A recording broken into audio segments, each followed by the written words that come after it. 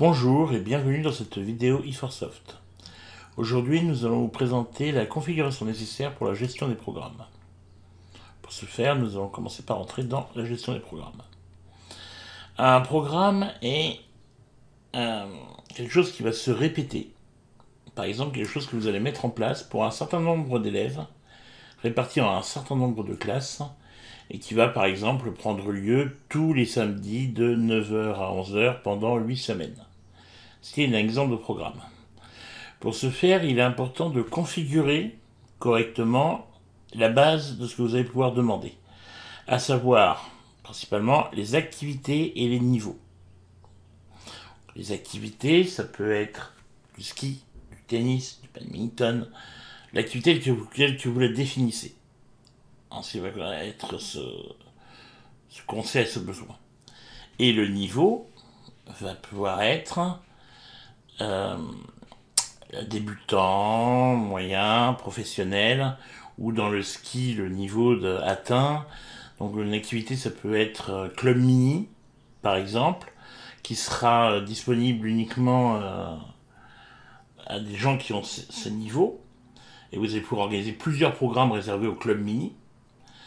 Et pour les niveaux, vous avez les clubs mini qui sont débutants, les clubs mini qui sont déjà aguerris. C'est ainsi que vous allez pouvoir faire votre tri. Ici, cette interface ici sert de tri pour vos programmes. Vos programmes actifs ou non, ou par date, ce qui vous permettra de gérer les programmes de cette année, mais également des programmes à venir. Avant de créer un programme, il est important... Pardon, excusez-moi. Avant de créer un programme, il est important de configurer ce programme. Et cette configuration se fait, non pas ici, excusez-moi, mais ici. Vous avez cette liste, qui sont des listes d'informations à intégrer, pour que vous puissiez avoir accès au programme. Ici se trouvent les activités, dont nous venons de parler, les saisons, que vous pouvez ajouter avec leur date de début et de fin, afin de les rendre plus actifs. Les groupes de produits facturables, ça ce sont des groupes qui vont être indiqués pour si vous voulez rajouter des produits qui vont être facturés en même temps que le programme. C'est souvent le programme est facturé en tant qu'un produit dans le POS. Et il y a parfois des produits qui sont rajoutés. Les niveaux,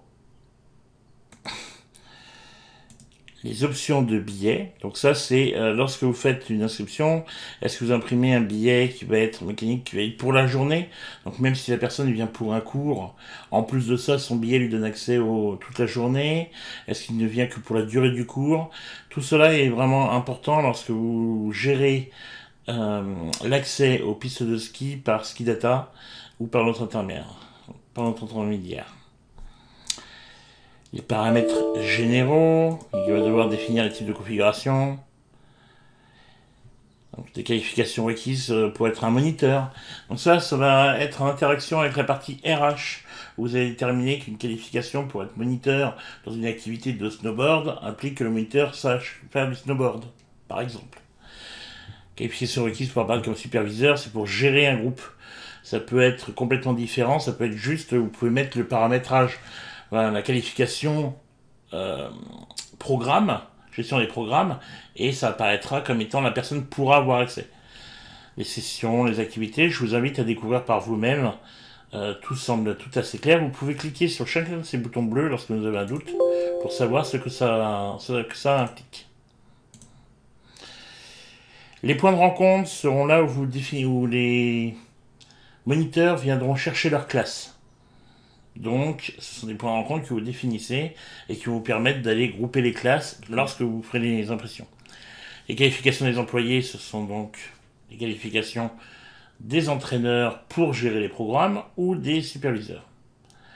Les types de configuration, c'est pour si vous voulez rajouter d'autres choses que les activités et les niveaux. Ceux-là sont obligatoires, mais vous voyez, dans le sport il n'y en a pas, mais si vous voulez dans les cours, dans les conditions médicales, vous pouvez vouloir gérer des configurations sur lesquelles vous voulez des renseignements. Une fois qu'une configuration est ajoutée, vous pouvez aller gérer des détails qui vont être la liste deux choses. Exemple, dans le cadre, donc c'est par exemple ici vous pouvez faire les activités et les niveaux, d'accord. Mais dans le cadre d'une condition médicale, par exemple, vous pouvez vouloir avoir la gestion d'allergies, et dans les détails, allergie aux arachides, allergie, si vous projetez que dans le cadre du programme, il y a une collation offerte, par exemple. Ce sont ce genre de choses que vous pouvez rentrer par ici. Les allergies, les moniteurs, les conditions médicales, le cours, voilà. Les types d'emploi, ça c'est plus pour vos moniteurs. Donc par rapport à vos besoins, et la configuration des imprimantes pour toute votre intégration des rapports. Donc ça c'est au cas par cas, c'est par poste. Toute cette configuration-là, à l'exception de la configuration des imprimantes, va être générale à tous les postes. La configuration des imprimantes, elle, est pour le poste sur lequel vous utilisez eForCourse. Voilà, ceci est la première étape et la plus importante.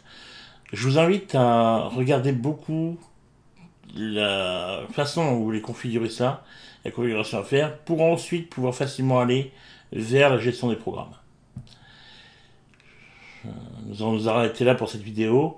Nous vous invitons à vous contacter si vous avez la moindre question. Merci et bonne journée. Au revoir.